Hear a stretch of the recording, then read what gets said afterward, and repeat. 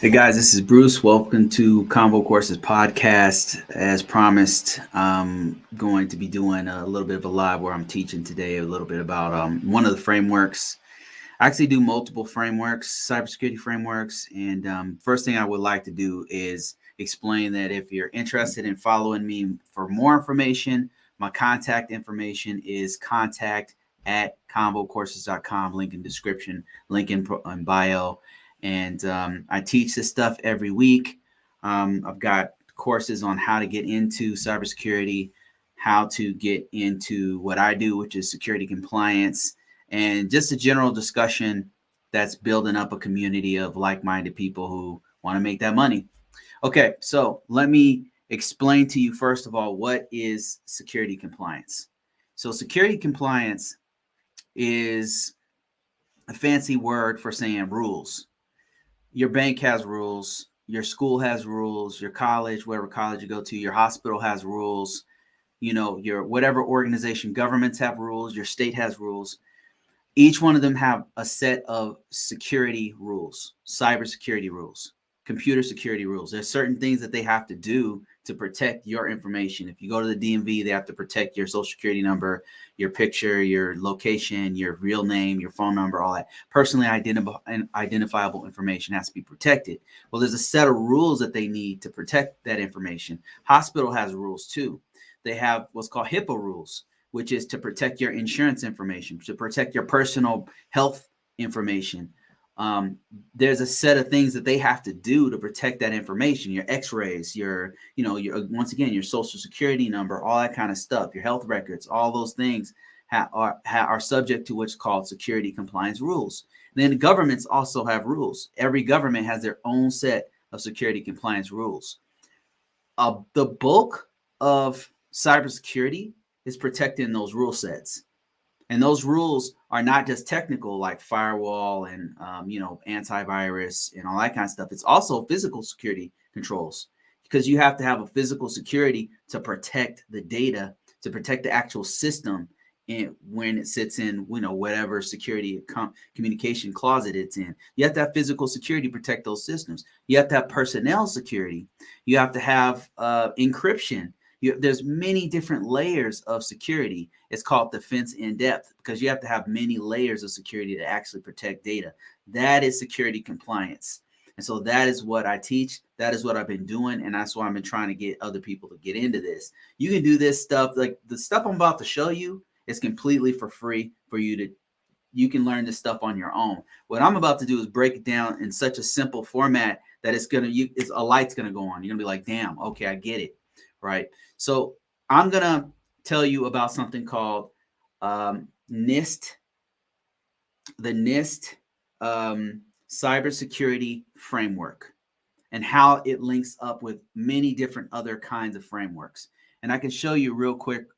Let me just show you exactly what I'm talking about. If I could switch my camera here. Bear with me. I'm on a few different platforms here and teaching on different platforms. So right here, what you're seeing is this is a breakdown, a document that breaks down the NIST cybersecurity framework. I'm going to go into a high level of what all this stuff is right quick, but I just want to show you how this links up to all these other frameworks. These frameworks are all different rules for hospitals, for international, for the government, for all kinds of banking, all kinds of different rule sets that are hundreds and thousands of pages of documents for breaking down security controls that you have to do. So what I want to do, I broke down all this stuff in a super simplified way.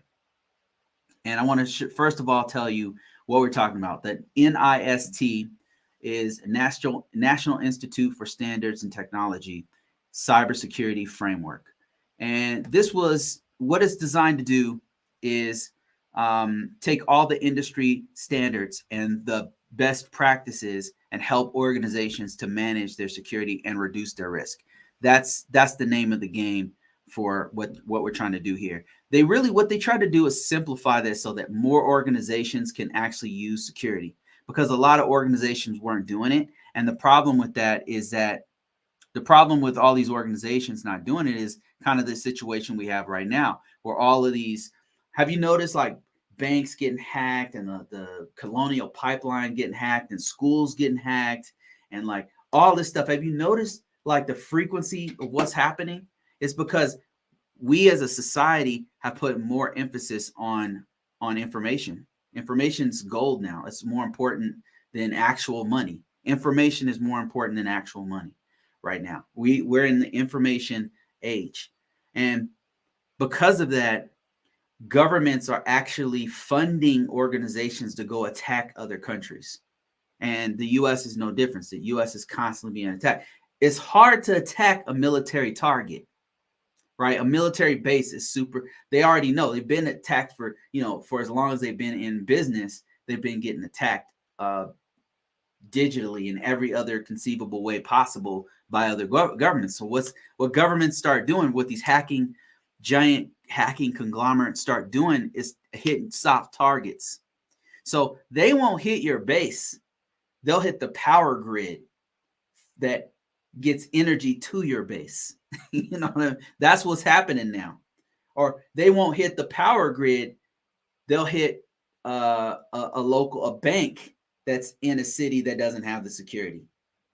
So that's what's happening right now. They're attacking infrastructure. Governments are targeting infrastructures because it's just easier. They're soft targets. And it's harder to hit a base. It's harder to hit the White House. It's easier to hit the elementary school across the street or the colonial pipeline that didn't have adequate security. It's just much easier target. So that's what they're doing. So the NIST, what they did was they put together a breakdown to make it easier for organizations to secure their systems, and that was and the cybersecurity framework was born.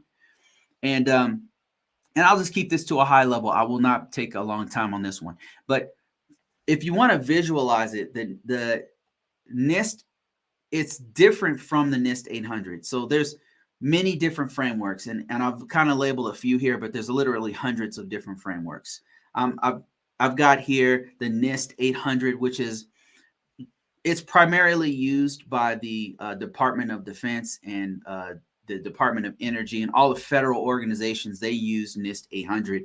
It's a very robust set of security controls. It's literally 1,000+ security controls that you can apply to your organization. It's very hardcore, and the reason why is because the Department of Defense and the federal government's constantly under attack, constantly being tested. So they have to have their game tight. They have to have their stuff together. So the NIST 800 is solid because they've been getting hacked and attacked for years, and that's why the NIST is so robust.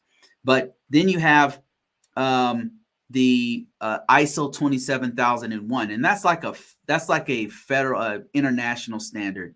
The internet is a very robust international standard that's used. So you'll see governments in the EU using it, the European Union using it. There's countries in Africa that use it. Australia uses some parts of it. I was surprised to learn that actually a lot of them actually rely heavily on the NIST security cybersecurity framework as well, because it's just that good.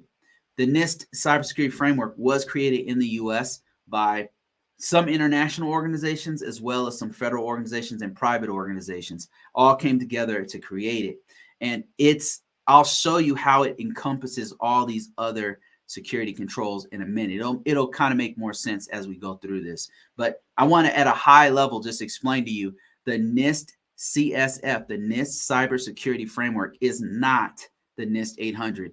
They are different things.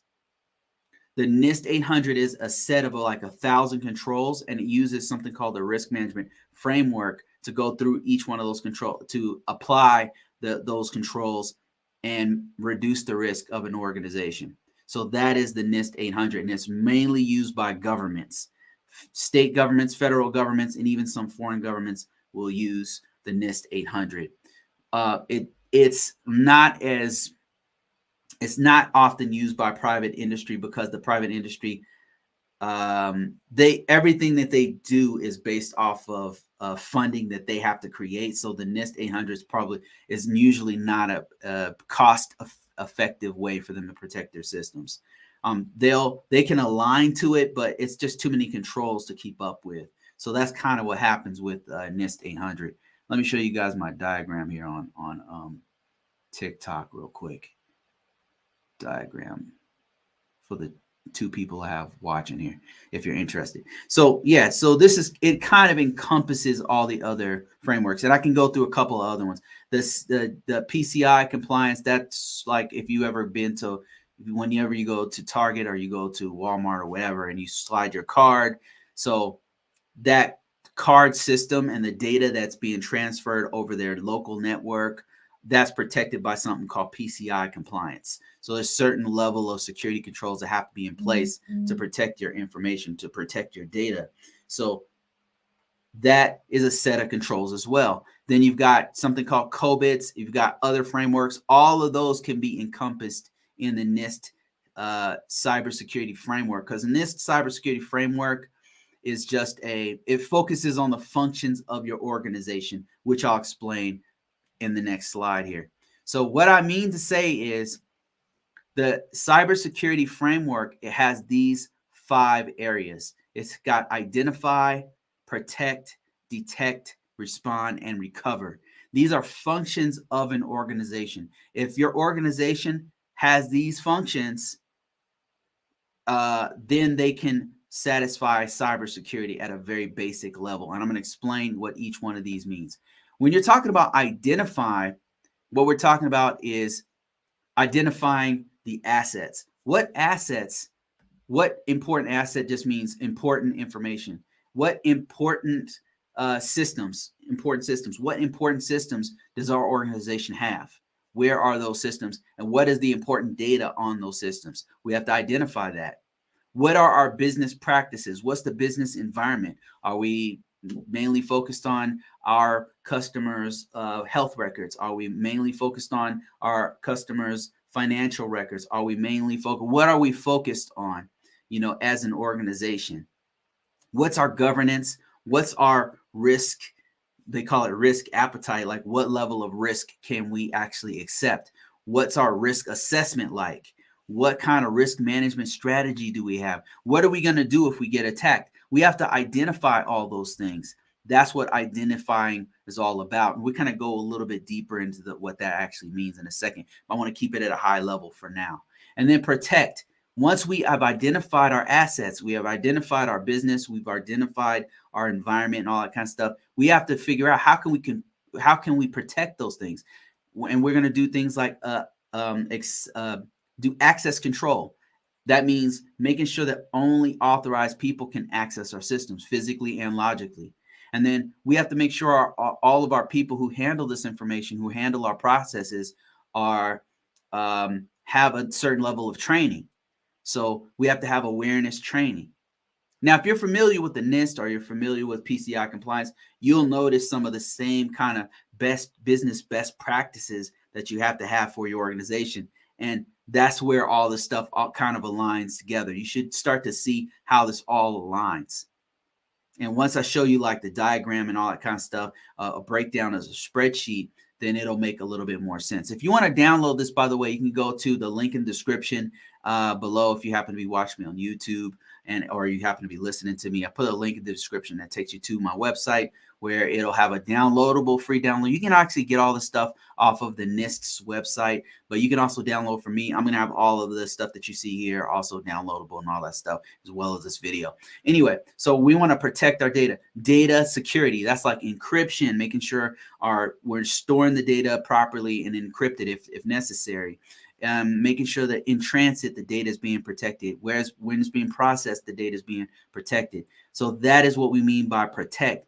And then we're talking about detect. That means, like, does our organization have a way to actually find out if somebody is actually trying to hack us? Super important to cybersecurity, right? I mean, it's very obvious, but like, this is something that organizations sleep on, believe it or not. Like, having done cybersecurity consulting for a while for many different organizations in many different fields, what happens is organizations start to get very successful. The money starts working. Their customers are always patting them on the back. Oh, thank you so much. This is a great service. I really love this. They're making all this money, and they don't spend the time to do things like detect anomalies that are coming through their that are attacking their web servers, that are trying to attempt to phish their customers, making fake sites out there. They don't take the time to do that because that's all time and money, especially private organizations. They don't. Uber, somebody said Uber, for example. Exactly.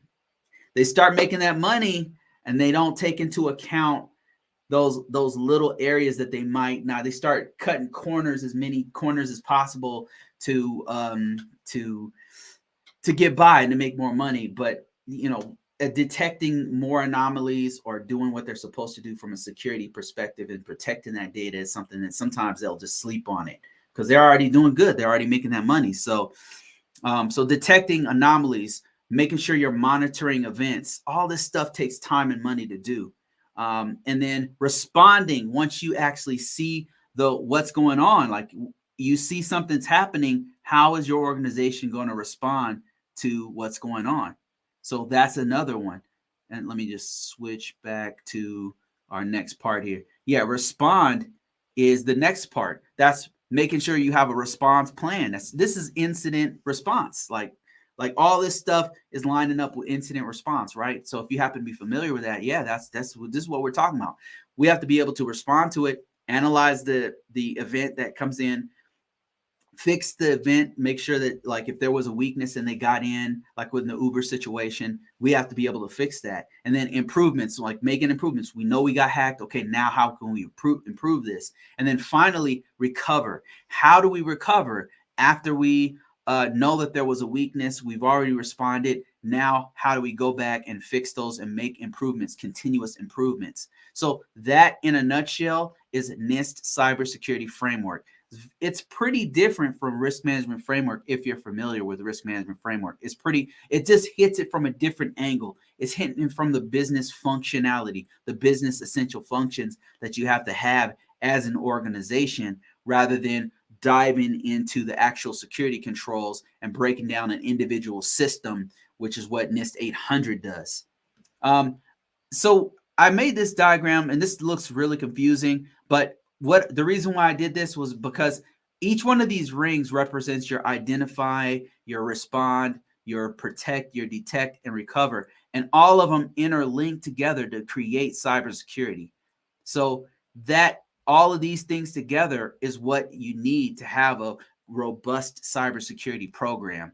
And so if you happen to have a new organization and you're trying to spin something up, this is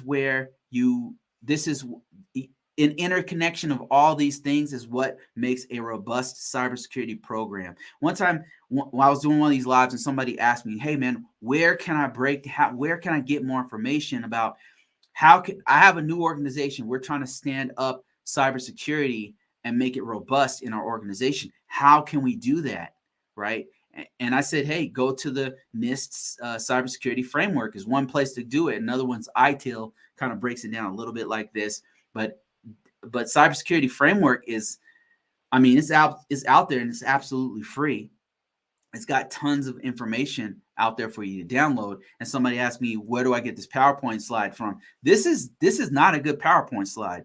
The one you want is the one directly from the government, which you can, if you go to my site, you can download this and some other great resources, such as this site right here that breaks down everything. I put in the link in the description if you want to find out where these resources are. But here it is right here. If you want to know more, you go to nist.gov, or you can search Cybersecurity Framework or CSF, NIST CSF. You can find this. And this breaks down what's identify, what's protect, what's detect. And in a nutshell, it's everything I just said. There's a really good slide presentation that they put together. It's a lot more robust than what I just put together. And I would like to, I know I have that on the site for download if you guys are interested in that, convocourses.com. But for now, I just want to keep this at a high level and explain to you guys what's going on. And I'll go a little bit deeper into this. Let me just show you how effective this thing is. So what you're looking at here is the actual spreadsheet of the cybersecurity framework. And let me show you why this thing is so powerful. So in Identify, we just explained like what Identify is from a high level, but let me break this down for you even further. It's got categories and subcategories. And let's just stick with one category, okay? And you've got like 4 other categories or whatever, but let's just stick with this one, this first one, so I can give you an idea of how all this maps to all the other frameworks and why it's inclusive to all other frameworks. Let's focus on this one, asset management. So asset management, as you may know, if you're in if you have done any kind of IT, then you'll know that asset management is making sure you know where the hardware, the software of all your network devices are on your network, whatever. If you're on an enterprise, if you work for a government, if you work for a local organization, a private organization, asset management is super important because you have to know. If you don't know what's in your environment, how can you have security if you don't know what's there? If people can just come in and plug in their phone right onto your network, or just come in with their laptop and plug in and they have a bunch of viruses on their system or whatever, how can you control the environment if you don't know what's on it? So asset management means having an inventory of every single piece of hardware and software on your whole network, so you know what's going on and how they connect and all that kind of stuff. That means you have to have it documented. And just briefly, I can read, it says the data, personnel, devices, systems, and facilities that enable the organization to achieve business purpose and identify and manage consistently within the organization. So, and that is how you manage the risk, is by knowing what's on what's in your facilities, what's on your network, what's going on with your hardware and your software. Now, what are the subcategories of asset management, right? So this is ID.am for this first one. I just kind of want to walk you through one, and then this will make a lot more sense. So what are we doing here? Well, we have to have a software platform, software platforms and applications within the organizations are inventoried. That's it. That's what we're doing. We're inventorying. That means we're taking a record, a document, a record. It doesn't have to be a spreadsheet, right? What you could have is like what a lot of organizations, especially larger organizations, have is some sort of software that automatically tracks all of the software in the environment. Like there's a couple of tools that both Linux, Macintosh, Apple products, and Microsoft products have that do this automatically, that will track all your stuff. Any kind of software, it goes on each system and pulls them all together, and you can like search them, and it has a whole interactive database and all that. And if somebody removes it, they can still have that that breakdown. So another thing is, let me see if I can find another one. External and internal information systems are cataloged. So you kind of get the picture here. The software and the hardware and physical devices. Here's number one. Physical devices and systems within the organization are inventoried. It's a list of everything that's on your system. Okay. So how does this break out into the individual security frameworks? How does this break out into all the stuff that we showed on that other slide? Now, I showed you guys in the other slide here. Let me see if I can bring that up again. In this slide, that it's inclusive. It's including all this other stuff. I'm going to show you how. Because with NIST cybersecurity framework, it's referencing, like, it is so general. This is such a generic topic. Identifying hardware and software. Those are the sub controls, right? But let me show you how these map to each one of these. What you're seeing here are other frameworks. Starting at the top, CIS is it's a internet security, cybersecurity framework that's used by many different private organizations. It's a lot more attractive for private organizations to use, because it's harder to use something like the NIST. The NIST is it's got so much stuff going on, because it's for a military grade security. So that's why it's so in depth. But the CIS controls, it's a little bit, not, I won't say lighter, but it's more conducive to a private organization. Let me just show you a little bit about the CIS controls. I'm just gonna bring up, if you happen to be on Bing or Google or something like that, you can just go type in CIS framework, and it'll take you to the cissecurity.org site, and it breaks down their security controls. They actually have their own set of controls. A benchmark software tool is super popular. The government actually uses this one quite a bit, and a lot of private organizations use it. They've got a really good, robust set of controls. Let me see if I can. I wasn't planning on actually showing these controls, but here's the CIS critical security controls, and they break them down by families, just like the NIST does. I say all this to say that this is its own family, and it's used quite a bit by private organizations. That's all I want to say with that. I'm going too deep on that one, but because I've used it quite a bit. Then you've got one called COBITS, which I'm not super familiar with. ISA, I'm not familiar with that one. And then ISO 27001. This one I'm very familiar with. So this is very similar to NIST 800. And actually, they just released a new, they're up to 2022 now. They just released a new one. And so these standards are actually different. They've redone this. But long story short, this is just an international standard. If you know even two of these, if you even know one of these, you are worth some money, by the way, because they will pay you to understand these controls. And then NIST, this is the one I talk about constantly on my website. This is the one I'm specialized on. But all of these, this like CM8 is configuration baseline, and that one maps directly to physical controls, cataloging all your physical hardware and your software. So CM8 is actually configuration baseline. And so what they're saying here is CIS1 control family is also mapped to that. COBITS BI 901 also maps. These all map to the same group of controls. So if your organization is compliant with the CIS, you are compliant with a lot of these other controls. So the NIST cybersecurity framework is very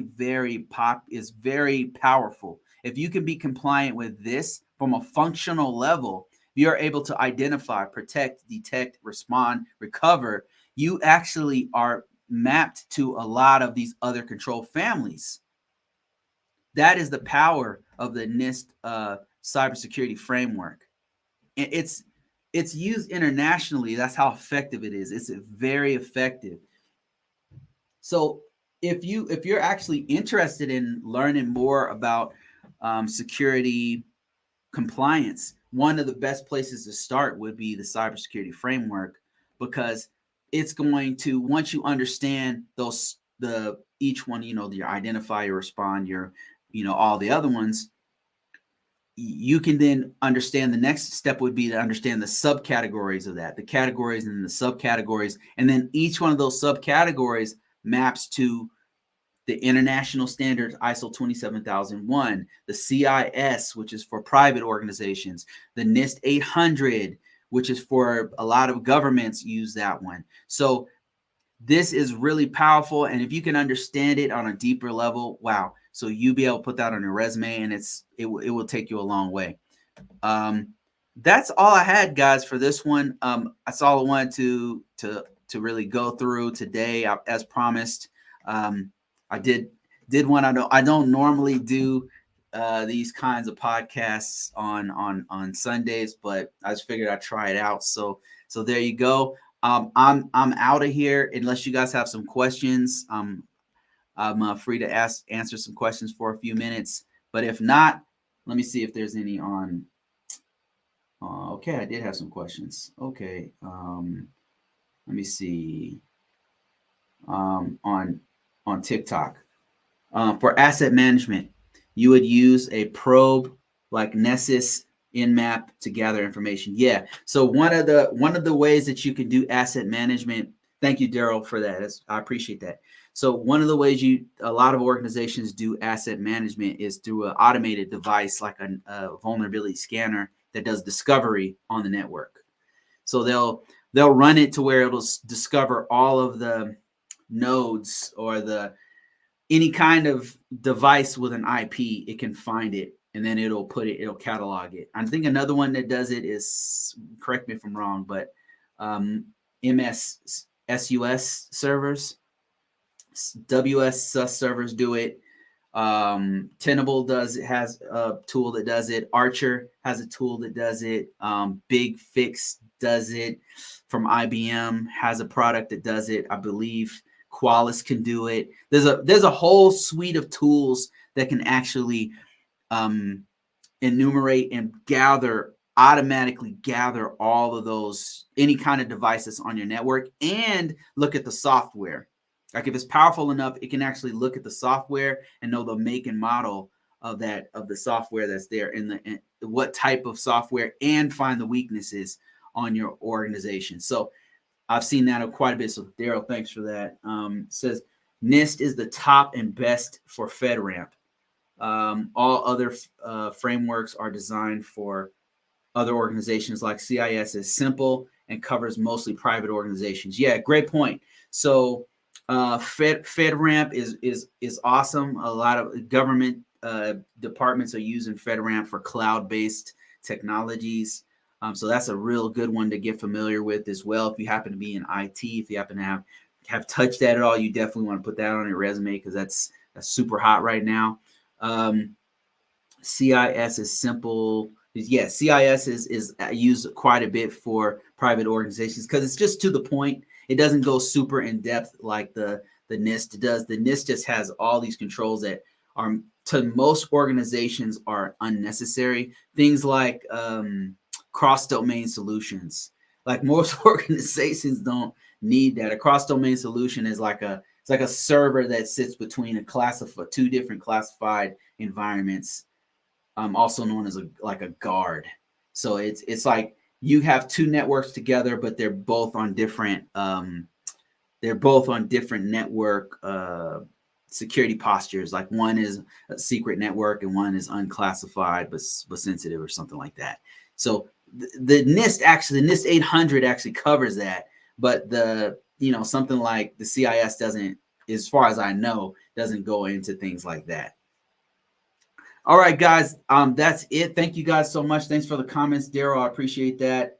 I'm out of here, and I'll try to do another one next week around the same time frame. Saturday, Sunday is usually when I do this. If you guys are interested in following me, check out my my bio, check out the profile, check out the link in the description below. Got a couple books out if you didn't know, where I teach people how to get into this career field.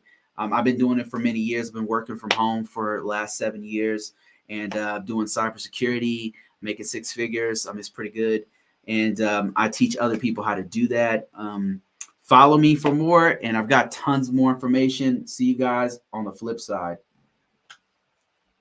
Thanks for watching, YouTube. Appreciate you guys.